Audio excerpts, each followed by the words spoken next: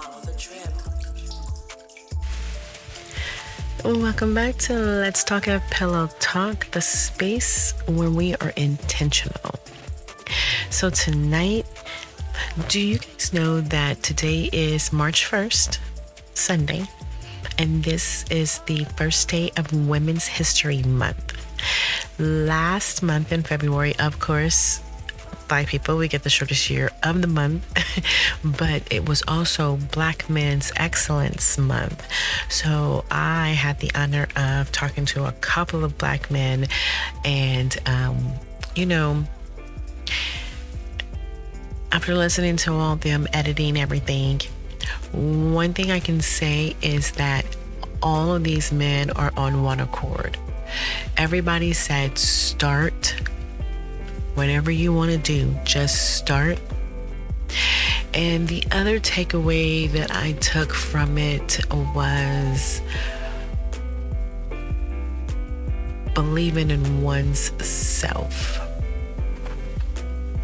I had a takeaway before this, but I can't even remember, but it'll come to me and I'll let you guys know. But anyway, welcome. So today, this space is for the women who built, healed, protected, invented, and resisted. They did it without hashtags, without, monuments. Most of these women also did it without thanks. The women I am going to talk about tonight, you do have one or two that probably didn't even get the thanks in their lifetime. You know how you knew people say giving flowers when they're alive? Well, you have one in here that did not get her flowers while she was living. So get comfortable. Pour your tea, Morrow tea, because tonight we're remembering and we're going to honor those women who made a difference, even when the world didn't notice. So, guys, I've been trying to figure out a tea for tomorrow, and I still haven't figured it out. So tonight we're going with a new one that I did make. It is soft, straight, feminine grounding. It's called Crown Calm. It's rose, vanilla, little lemon. It's got some rooibos in it. The good thing about rooibos is you guys can order your own rooibos, vanilla, cherry, what other rooibos it has, whatever other rooibos flavors they have, we got them, and you guys can order them and make this tea your signature tea. But let's get into the women who shifted history, right? I'm going to create pictures of these women so you guys can know exactly who I'm talking about, because this first woman right here, I did not even know. Let me just put it out there. I didn't know about any of these women until I started researching the great women in history that was not talked about. So the first one was Claudette Colvin. If you guys don't know who Claudette Colvin is, she is the original Rosa Parks. Okay, bet you didn't know that. She was 15 years old and she refused to give up her seat. She was on her way to school, and it was, of course, in Alabama. And March 1955, she chose not to give up her seat to another student on the bus, and she was arrested. She, I'm sure, was scared, but she was also erased because she didn't actually fit the image of somebody that you wanted to honor. You ask why? Well, let me tell you. When she was arrested and traumatized at 15 years old, nobody came to her aid. They swept it under the rug when she got released later on. She was dragged off the bus. She was handcuffed and jailed in front of her peers for refusing to give up her seat on a school bus. She, I believe she later described her words were, "I was terrified, confused, and alone." She didn't get any counseling guides. There was no safety net. So we, of course, asked, where was her parents? Where was the parents of the other students?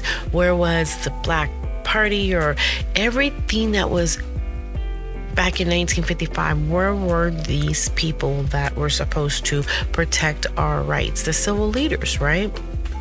Well, she was actually pushed out of the spotlight. They didn't recognize her at all for being brave.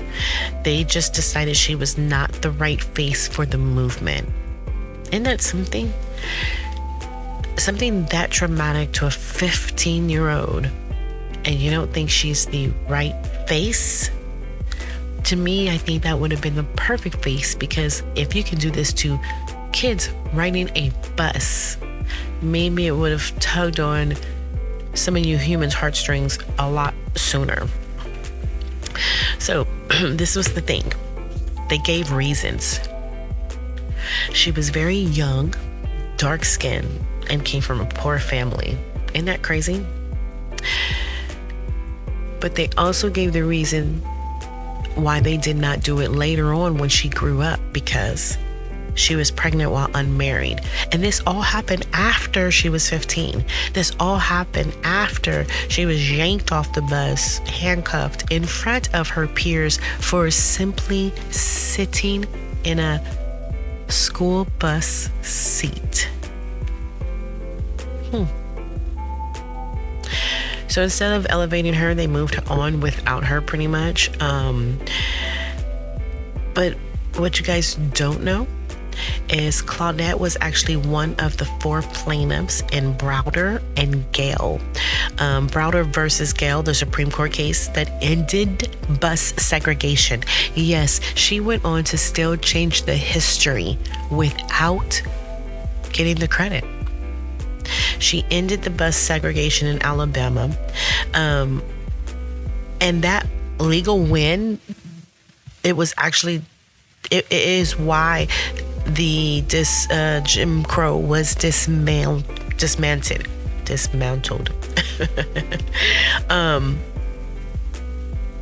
Everybody wants to say it was a boycott, it was all these other little things. No, it was actually winning the case. Browder versus Gale gave the pathway for the Jim Crow buses to be dismantled.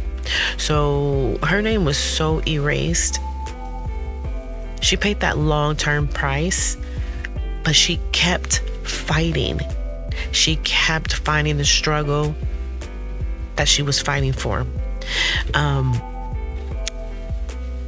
She was even ostracized. So again, nobody came to her aid.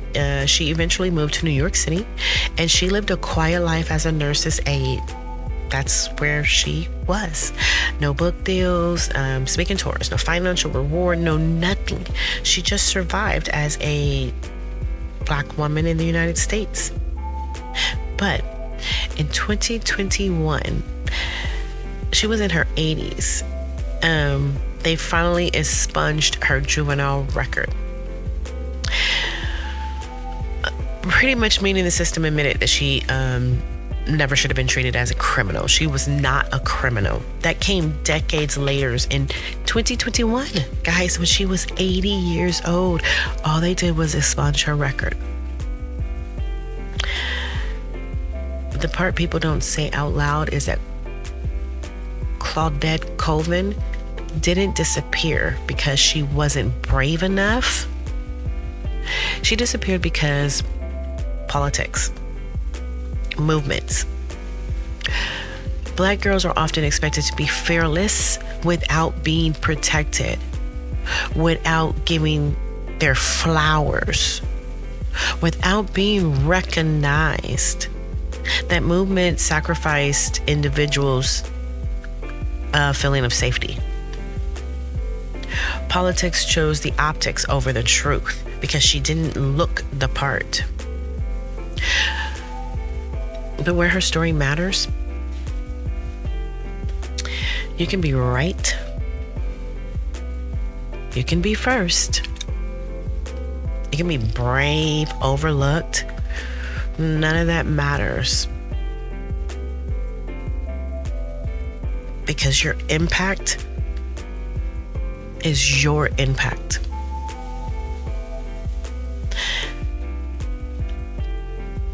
your impact, you can make that bigger, right? You can make it as big as you want, as directed as you want, or as widely spread as you want.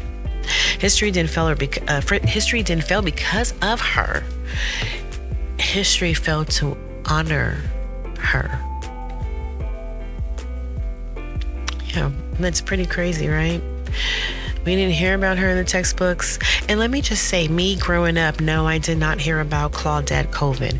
I heard about Rosa Parks being the first Black woman to be jailed, arrested for not giving up her bus seat. That's who we heard.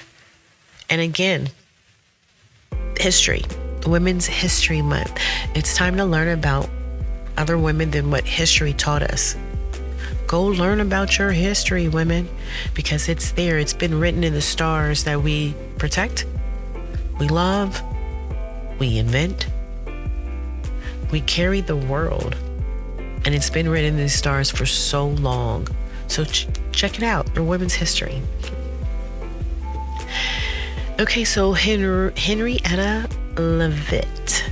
Does anybody know who she is? DM me if you've ever heard of Henrietta Leavitt. Leavitt.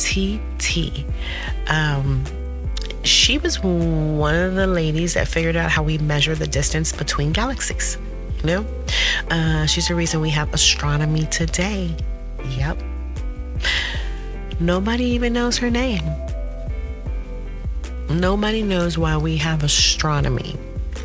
I didn't before my research, so I know a lot of you didn't either. Remember, you don't have to be seen to be essential. Henrietta, she changed humanity's understanding of the universe, you know? She's one that lived most of her life without the recognition, authority, or the credit of what she did. She worked in the shadows. In the 1800s, early 1900s, she worked at Harvard College Observatory. She was one of the female computers. I don't know if you've ever heard of that. If you guys have watched, what is that movie?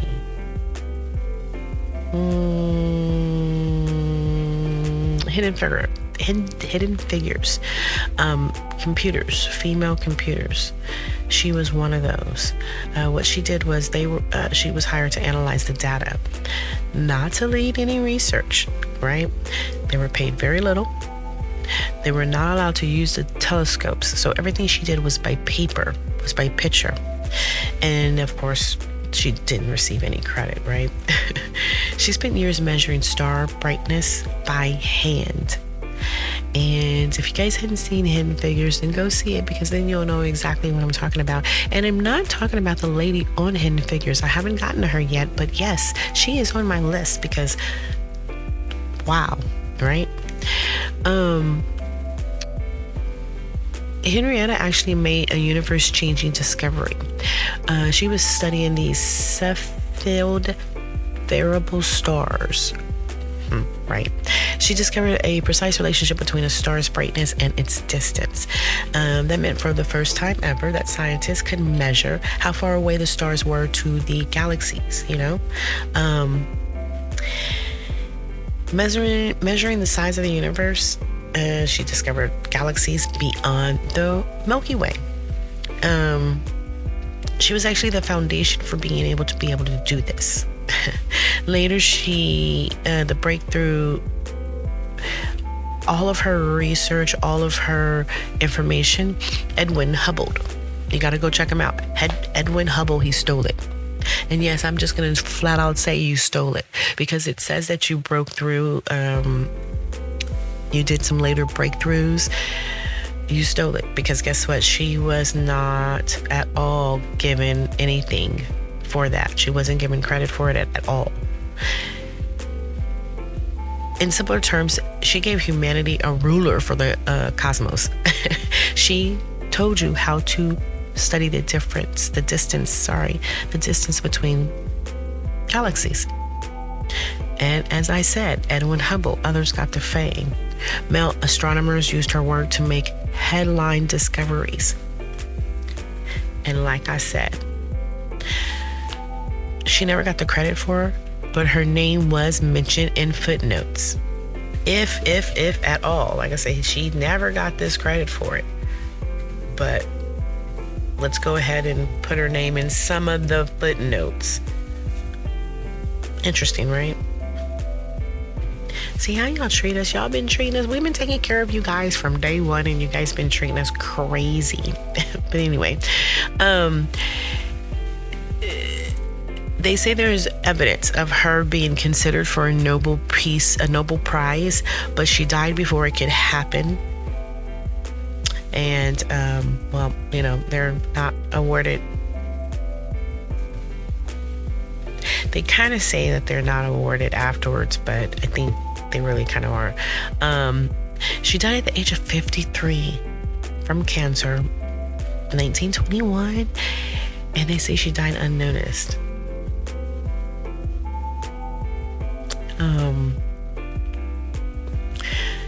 They said astronomers today actually recognize her work. They openly acknowledge that she is the one who discovered the most important information in astronomy. They actually depend on her work now. Without her, none of this would be happening. So instead of giving her the Nobel Prize, because of course it's not awarded to anybody that's no longer alive or no longer living, they gave her a crater on the moon named after her. Asteroids and awards bear her name. But of course, it all came after she was gone.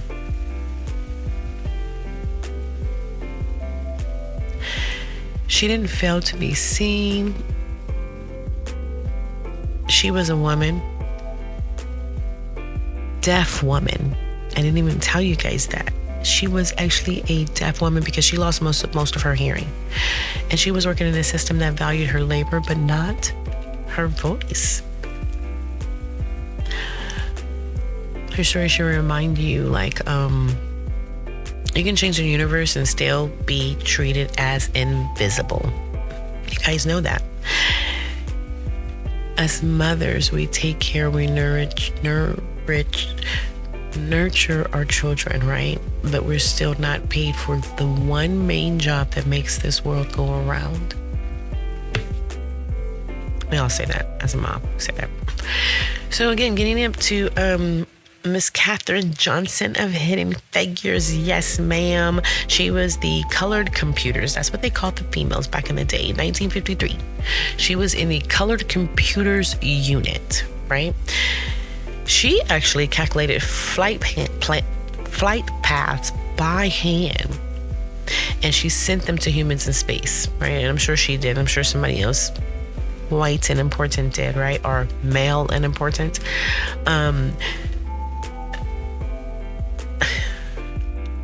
Black women, you guys, do y'all know that we have always carried the math for the future? Think about that. She entered NASA through the segregation department, right? She stayed at NASA for 33 years and she retired in 1986. She retired after I was born. 3 decades of service. Thank you, Miss Johnson, for your service. She helped write and co-author the 26 research reports that NASA uses. And in that era, it was never heard of for Black women to do that. So kudos to you. Of course, her recognition came too late, but it actually did come. She received the Presidential Medal of Freedom in 2015. That was pretty cool. And of course, nobody knew about her until 2016. Hidden Figures introduced her to the world, right? The movie. Because I'm not going to say I didn't know about her because I did live in Midland, Texas. And in Midland, Texas, I've always been into the galaxies, always been into stars. But in Midland, Texas, it was just a little bit different. It was nothing to do. So it was a lot of reading about NASA and things like that. So I can't say that I didn't know about her. I knew that there was Black women in NASA that did certain things. Of course, I can't tell you that I remembered it. But again, when I watched the movie a long time ago, I remembered her in history. But she received her public flowers in her lifetime, actually. I mean, she finally received in her lifetime. She was alive when she got this, guys. She lived to see her legacy. Do you know that she passed away at 101 years old in 2020? Yeah, I did not know that. She had a quote. She said that she got to see young Black girls look at her and say, "If she did that, I can do something too." So she didn't just break barriers by being loud. She did it by walking into rooms she wasn't invited to, trusting her math more than her bias. Again, she got that knowledge. She had it in her head, that math. Staying brilliant even when the system was ugly to her. Staying strong. And I say that all the time to these young ladies. Just because somebody cussed you out does not mean you need to get rah-rah as well. Because sometimes, most times, all the times, when you are nicer to them, they feel like an ass, and you go on about your day and you feel so good about yourself. Because I know I do when that happens. I know I do. She didn't ask to belong. She proved she already did. Filing your taxes can feel like solving a puzzle with missing pieces. Are you struggling with those forms, the rules, and all of those deductions? At Wealthway Financial Services, we make taxes simple, fast, and stress-free. We maximize your refund and handle the details so you don't have to. Stop struggling and call us today. Let's get it done right. Alrighty, guys, and we're back. So the next lady we have up is Septima Clark. She taught literacy to Black people so they could vote. Did y'all know that one? Right.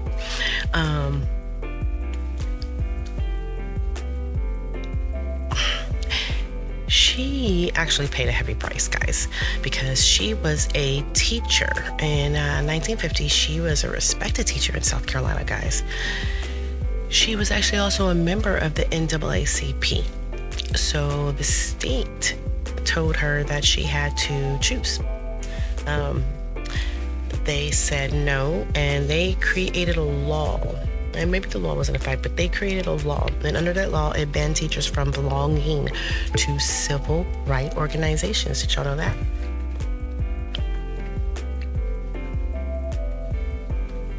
So I need some water.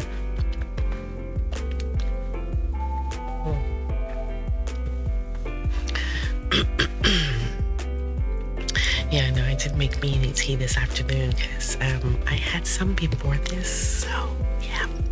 Shh, don't tell anybody now. But yeah, so they told her to go ahead and either quit or she'll get fired. So she lost her job. She lost her pension and her financial security, for all believing that Black people had the right to vote. Right? Education as resistance. That's what they used. Yeah, they didn't want us educated back in the day, so you guys know that, right? She turned her loss into a strategy. Instead of retreating, and what I love about these women is they're turning their negatives into positives. Just because it was a negative for them, they thought, hey, I'm going to make sure this is never a negative for anybody else again, right? She joined the Highlander Folk School in Tennessee, right? There she was able to develop citizenship schools. It was a program that taught Black adults how to read and write, how to understand their voting test, and how to register to vote. This work that she was doing, it actually quietly, of course, because we don't know anything about her, but it actually it transformed the civil rights movement. With her citizenship schools, she educated tens of thousands of Black voters. She trained future civil rights leaders, and it actually became a core strategy of the Southern Christian Leadership Conference, the SCLC, right? Dr. Martin Luther King himself called her the mother of the movement. Yet she was often sidelined in leadership spaces because, of course, mother of the movement, she was a woman. Her recognition came slowly and pretty much unevenly. For years, male leaders received public praise. Miss Clark, of course, she didn't, right? She worked behind the scenes. Eventually, she did receive the Living Legacy Award from President Jimmy Carter, later acknowledged as one of the most influential educators in the United States history. But of course, much of her recognition came after the height of the movement. She spent her years later reading, teaching, writing, advocating very quietly. She actually passed away in 1987, again, without fame, without wealth. Her contributions deserved so much more. They deserved Nobel Prizes. She deserved more than the Living Legacy Award. But of course, she passed away without a legacy that shaped American democracy. They never gave her the flowers for doing so. We know that she shaped that. She shaped American democracy. Going to allow yourself to lose everything to teach another person their rights. That was definitely a selfless act, right? So, Miss Clark, we thank you. We give you your flowers. Hopefully we can start getting these women into these history books. Teachers, I'm talking to you guys. I know and understand you guys have a curriculum, but it's okay for you to add some of these women into these months. Society put titles on different months out here, so why not use them to educate? This month, Women History Month. I am also wanting some women in the Metroplex to get on with me, talk about their healing, their journey, their creative journey, entrepreneurs, teachers, mothers, just women all around. Just because you don't think that you're changing the world, you're probably changing your little slice of it. So let's get you on and let's talk about it.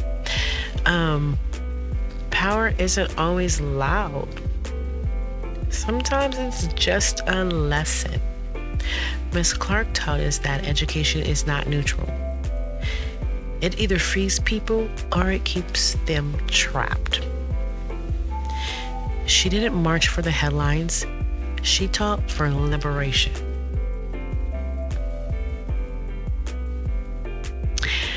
Moving on to the next woman. Okay, so this is a Caucasian woman that actually changed the system quietly as well. Her name was Margaret Hamilton. So what you need to do is you need to say her name. Say their name. We need to teach. We need to educate. We need to inform. Say these women's names.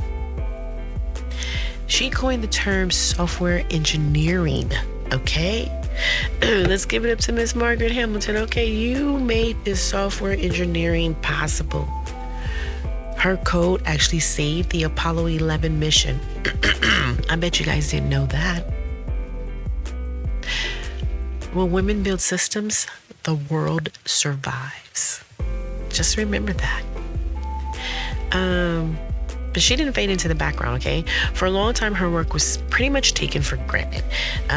The world didn't yet understand how important her work was. Software engineering, what's that? Nobody knew what that was. So pretty much it was just, okay, another lady talking about things. That's pretty much how everybody thought about her. She actually carried the impossible responsibility that led the team to develop an onboard flight software. She did this. In 1960, she created the onboard software for NASA's Apollo mission. Now, you're asking, what do you mean? They should have had already onboard software, right? They're going in space. What do you mean? Well, the software was seen as secondary to hardware, right? Almost like an afterthought. You guys didn't know that because I didn't know that. They wanted the hardware to survive in space. They did not care about the software. They didn't care that things wasn't going to be right with the software. Again, they didn't realize anything about the software. They just thought as long as we make the hardware work, then everything else should definitely work. But of course, women, we always know better. She actually designed a system that could detect the errors, prioritize critical tasks, and recover automatically instead of crashing. That thinking back then in 1960 was actually revolutionary, right? She saved the Apollo moon landing. The Apollo 11, the moon landing, she saved it because the computer was overloaded with data. And instead of it failing, the software actually shed all non-essential tasks, meaning it only kept the landing systems running. So because of her work, the mission was continued. Neil Armstrong landed on the moon. I know there is a lot of controversy about that one. And history was made. Without her code, of course, I think the mission would have been aborted and we would have been talking about another history that was probably made. She actually fought to legitimize the software, right? She insisted software be treated as engineering discipline, not clerical work, not, hey, you go work on this software. This wasn't secretarial work. She coined the term software engineering, a move that was initially mocked pretty much. Nobody thought that was smart. They laughed at her. And now, today, well, global industry, right? Because I know some of you guys out there listening, you may know some software engineers, or you may be one yourself. If you're one yourself, reach out to me. Let's do some work. I got some work for you. And I promise you, this work, it's going to be amazing.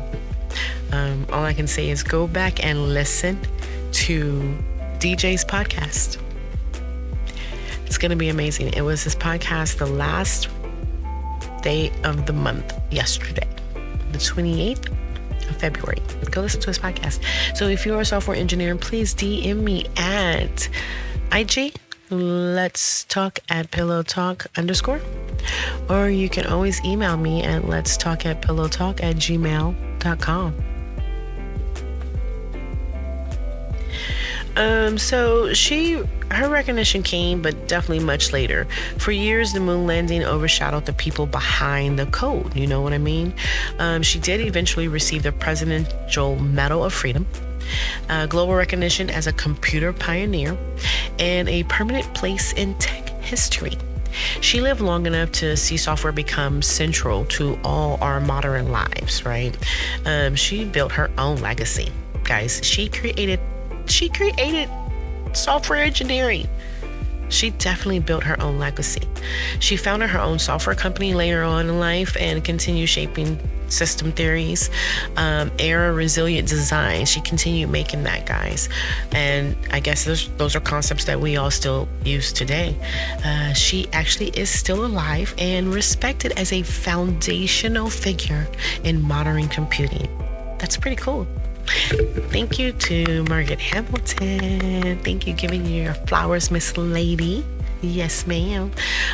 Miss Hamilton, if you're listening, I would love to have you on my podcast, talk to you, pick your brain, get some information, let everybody know your story. The most powerful people in the room aren't always the loudest. They're the ones who plan for failure and success. You have to plan for both. Guys, she didn't just write the code, she built that trust system herself. Let's talk about Miss Grace Harper. I think we have one more after Miss Grace. I think we have one more after Miss Grace. But Miss Grace Harper, does anybody know what she did? She actually invented modern programming languages. She popularized the word debugging, right? Again, women has always been fixing what others broke, because that's what debugging is. Something's going on, I need to debug it so I can see what's going with it, so I can fix it, right? She lived a long life, an influential life as well. She spent much of it pushing against people who didn't believe computers should be accessible. I know that was a long time for her. She entered a field that barely existed, again with the two women that entered a field that nobody believed in. Nobody ever wanted to trust computers, right? Well, in 1940, her computers filled her entire room, and programming in raw machine code is what they were doing in 1940s, right? She was actually a mathematician in the U.S. Navy, an officer. She believed, as they say, something radical. Computers should work for people, not the other way around. We shouldn't work for computers. Computers should work for us. So I thank you, because you're so right about this, because this lovely machine works for me all the time, and I love it. But that idea was not popular back then. She changed how the world programs computers. She helped create the COBOL, one of the first programming languages written in plain English, instead of that numbers and symbols that they used back in the day. Basically, the COBOL stands for Common Business Oriented Language. Pretty much banks, governments, large business corporations, that's what they use.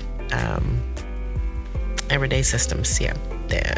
It was created actually in 1959, and it was created to help computers handle business tasks. Basically, the brain of the computer. She just updated the brain of the computer, like payroll, banking transactions, taxes, insurance records, government databases.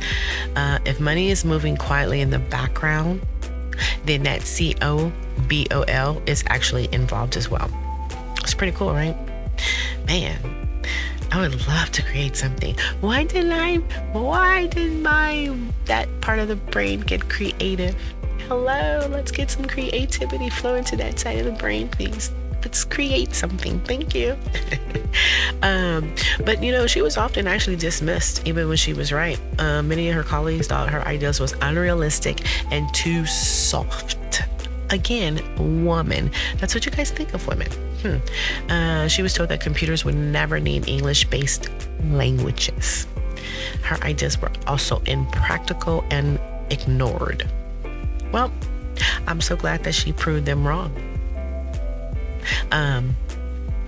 Debugging became legendary.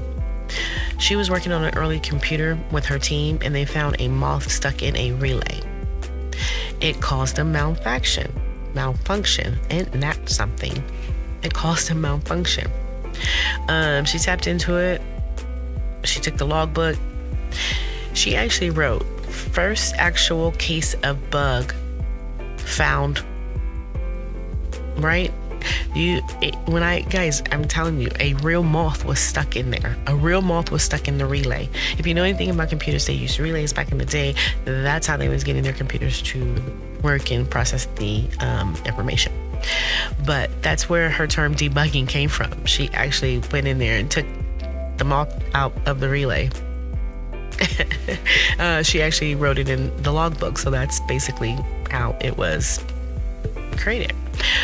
She stayed in service far longer than expected.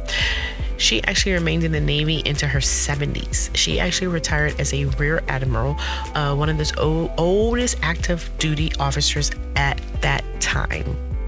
She was finally celebrated later in life. She received national honors, global recognition in tech, and they say buildings and awards and conferences are named after her. Grace Harper. Do y'all know any Grace Harper buildings?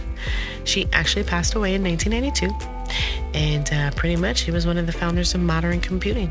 So Grace, thank you so much for making our computer life very easy. She teaches us that innovation doesn't always look disruptive. Sometimes it looks like clarity, right? She didn't just invent technology. She actually gave it a human mind. She made it human for us. That's pretty cool. So again, thank you, Miss Grace Harper. Now let's jump over to this environmental topic for just a second. We all know our environment is crazy because ever since I've lived in, I'm going to say DFW, since 1991, I moved to DFW. When I was growing up, it was always hot. Spring break. And I remember because I am a water baby. I am a swim baby. The first thing I want to do is jump into a pool of water. So I do remember the weather. I do remember that was the first time we could actually go swimming was in spring break, March, right? So then as I got older, of course, it started snowing in February. So all kind of changes is happening and all this bull crap. So Miss Carson, she actually exposed the environmental poisoning in Silent Spring, something that she wrote. All right, she published Silent Spring in 1962. They actually tried to silence her, but she changed the environmental law. She told the truth. She exposed the hidden dangers. She published Silent Springs revealing how pesticides, especially the one particular pesticide, DDT. I'm not even going to try to pronounce these words because the next two words are crazy. And I think what they did was they took all the alphabets, shook them up, and whatever came out while they were shaking them up, they used this word. But go look up DDT and you'll see what I'm talking about. In 1948, that's when it was developed, and it was widely used to kill insects, mosquitoes. But they found out that was poisoning the bird, the water, the soil, all human bodies. It was actually poisoning everybody. She actually went and did research. She did scientific research, plain language, and careful determination research. She did. The book showed that progress without accountability for human life was exactly what they were doing. She showed that they knew what they were doing, but nobody cared. She didn't rely on the opinions. They would get opinions of other scientists. Well, she actually, like I said, she did her research. She was viciously attacked, right? Chemical companies launched smear campaigns to discredit her. She was called unscientifical. She was called anti-progressive. She was called hysterical. Some critics attacked her personally. She was actually a woman speaking authoritatively, about science and public health. She was fighting cancer in private that nobody knew. Did y'all know that? Of course not, because like I said, nobody talked about Miss Carson. While she was fighting for the human race not being poisoned, she was actually fighting cancer in her private life being poisoned. She was out there defending her work publicly and still battling cancer, right? She went through surgeries. She did the treatments. She never once used her illness as sympathy. She never once tried to shield her arguments and saying, well, I'm sick. She never used her illness. She stuck to the facts, the scientific facts. She stayed focused on the evidence that she found, and she still changed the system. Despite all the backlash, despite all the smear campaigns, despite her cancer, her breast cancer, the government held hearings on pesticides, and they banned them in the U.S. All the ones that use DDT. Her work was like the reason they created the Environmental Protection Agency, EPA. Because of her, she sparked the modern environmental movement.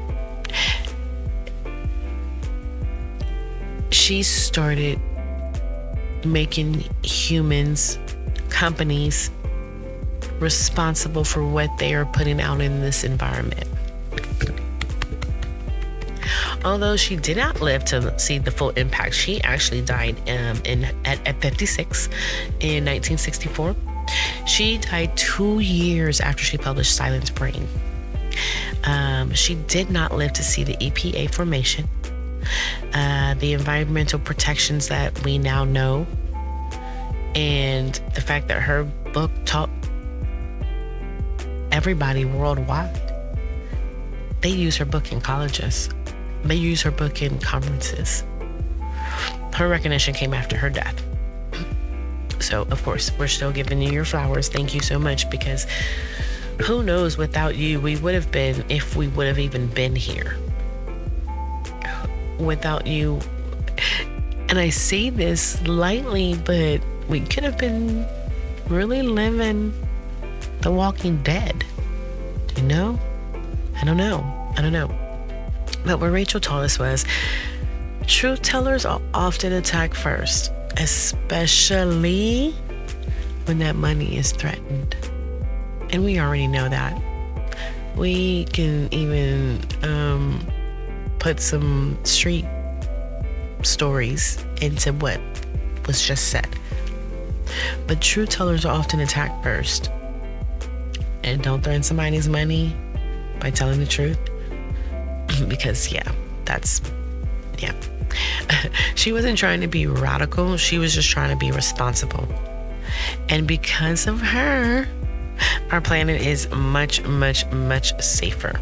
You know, again, I thank all these women that came before us, these women that was not recognized, these women that without them, these are some major women that we would not even know about certain things. Can you imagine if these women would have discovered it at this time? Yes, somebody else would have discovered it later on, maybe too late. Maybe after the second big boom. But kudos to these women. Say their name. All right, so we're going to slow it down and we're going to do some reflections, guys.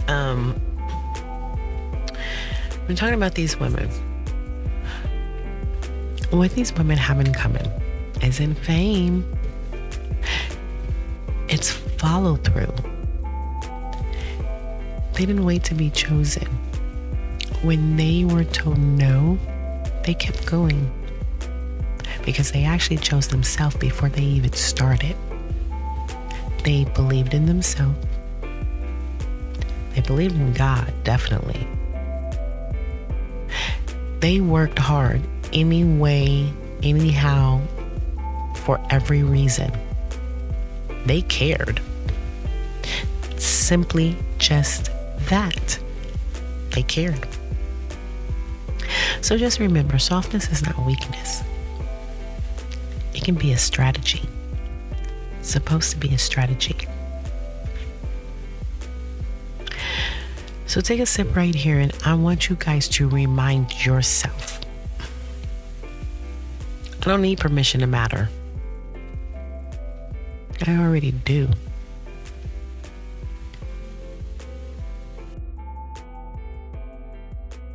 Some bedside affirmations. I want you guys to repeat after me. I honor the women who came before me. I walk in inherited strength. My softness is not a flaw. My voice matters, even in whispers. I am allowed to build quietly. I am history in motion.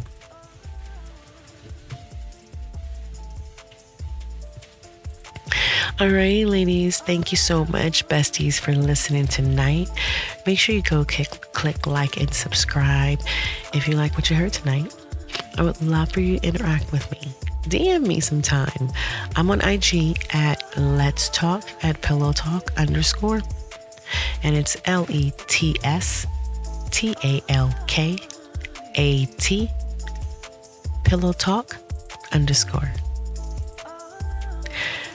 You also can find me if you want to DM me, if you want to email me, if you want to be on the show, guys, email me. Same email address. Let's talk at pillowtalk@gmail.com. Tonight, we didn't just talk about women history. We felt it. I know I did. And if nobody told you lately, you don't have to be loud to be legendary. I see you, girl. Rock out. Have a good night, besties.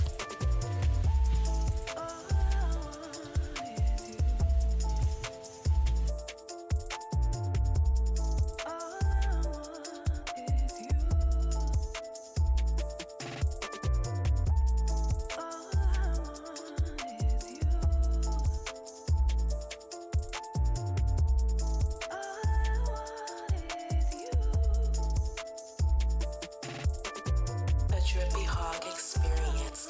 Follow the drip.